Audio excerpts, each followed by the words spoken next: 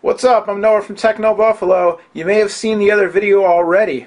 It's funny because I'm shooting these at the same time, so I don't know which one's going to go up first. Doesn't matter. T-Mobile sent us two of their new Android cell phones. The HTC Amaze 4G. Does anyone even say cell phone anymore? Their new phones, their new smartphones, their super phones.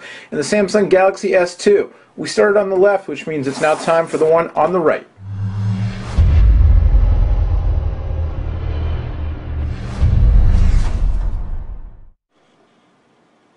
Alright, so Sprint got theirs, AT&T got theirs, Verizon didn't get theirs, and apparently they're not getting their special extra fancy Nexus Prime next week like we all thought they were. The Samsung Unpacked event for October 11th at CTA has been postponed.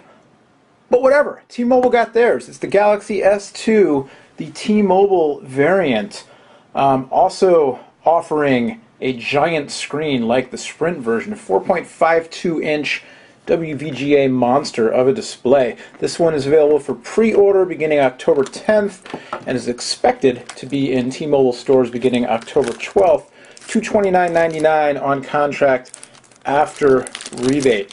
And along with the Amaze 4G, which was featured there in the opening, one of T-Mobile USA's first HSPA plus 42 devices, theoretically supporting the full 42 megabits per second down network, although you're not going to get 42 using this thing in the US, that's for sure. Anyway, in the box, you get the phone, you get $10 worth of credit for Samsung Media Hub. All right. Terms and conditions, start guide, all that good stuff. You get power adapter, USB cable, and your headphones. Écouteurs avec les pièces.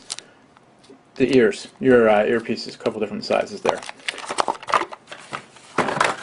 Phone itself, much like the Sprint variant in terms of just kind of overall look and feel. Again, the 4.52-inch display, absolutely giant, Super AMOLED, 800 by 480. Kind of interesting, kind of weird that they didn't up the resolution for a screen this big. But the Super AMOLED still looks really nice. We'll skip through this stuff for now. You can see the 4G network already connecting. Very thin, very lightweight. It's got that weird little chin on the bottom like the other Galaxy S2s. But just very, very lightweight phone. Kind of in contrast to the HTC I was just playing with. You know, this one, HTC has like a solid kind of heft to it. I like to use the car analogy. It's like a Mercedes, like a German car. You shut the door and it's a big thunk, and it's made for cruising the Autobahn. You know, it's rock solid at 200 miles an hour, but it's not, you know, maybe the super best handling phone or handling car. Whereas these Samsungs are like, you know, just lightweight and blazing and ready to go, and you know, more like, I don't know, like a Nissan GTR. Maybe I've never ridden in a GTR, but something like that. Anyway, you get a big horsepower to pounds ratio, I guess. I'm going to stop with the car metaphors.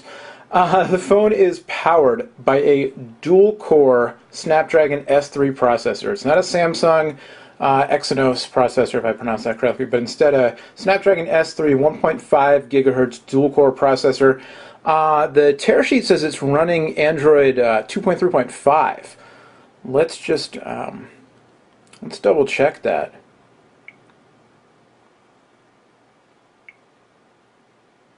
Android version 2.3.5. There you go. So the very newest version of Android to date. Comes preloaded with a bunch of stuff that you might like or you might hate, including Netflix, including Samsung Media Hub, including T-Mobile TV, including Telenav, the familiar Samsung TouchWiz user interface there on top. It's, you know, it's lighter weight than it used to be. I don't mind it as much, and some of it actually looks kind of cool. Here's this bonus app thing, this T-Mobile thing again. You know, is it extra features? Is it bloatware? I don't know, but there's this widget on the number 5 home screen telling me about Stacker Radio and Double Twist and all these things that I can download if I so choose. Taking a tour around the phone, we've got 4 capacitive touch buttons on the front, your standard Android button set, a front-facing camera, 2 megapixel front-facing camera. On the back, 8 megapixel camera with LED flash, autofocus, and full 1080p video capture. a screen that likes to say hi to my palm and fire things up, apparently.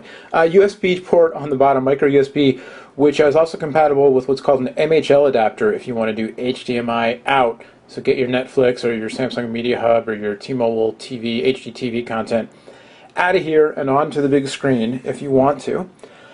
You also get, let's see, take a tour around the phone. On the right spine, there's your power lock switch. On top, 3.5mm headphone jack.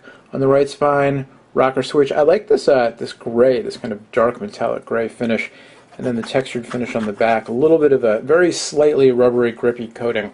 Feels pretty nice. If you're going to go plastic, this is actually kind of a nice take on plastic. But in contrast, again, to the Amaze 4G, which I just unboxed, fewer buttons, fewer controls, that kind of thing.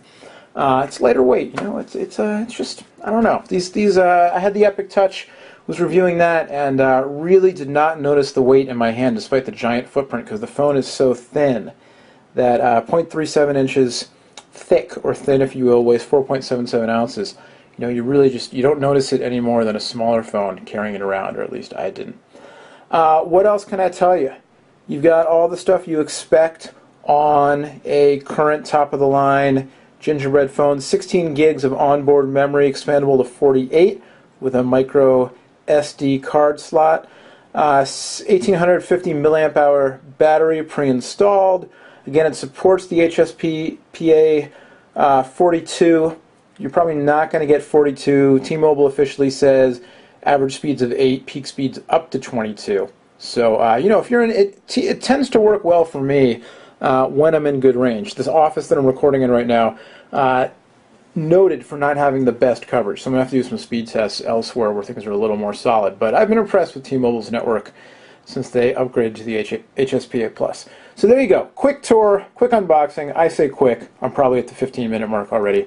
Of the Galaxy 2. Also this has NFC. I don't know if I mentioned that. It's got NFC for, when everybody ditches their wallets and starts paying for stuff with their cell phones. We'll see if and when that happens in the U.S. Anyway, there you go. First look, the Galaxy S2 for T-Mobile. Again, available October 12th in stores, October 10th for pre-order, $229.99 on contract. Comes out the same days as the Amaze 4G for HTC. Both are Android Gingerbread phones built to take advantage of T-Mobile's HSPA 42 network. Thanks to T-Mobile for lending us the Galaxy S2. Much, much more on all the new phones, all the stuff going on in San Diego next week at CTIA on Techno Buffalo. Till next time, my name's Noah. Thanks for watching. Bye-bye.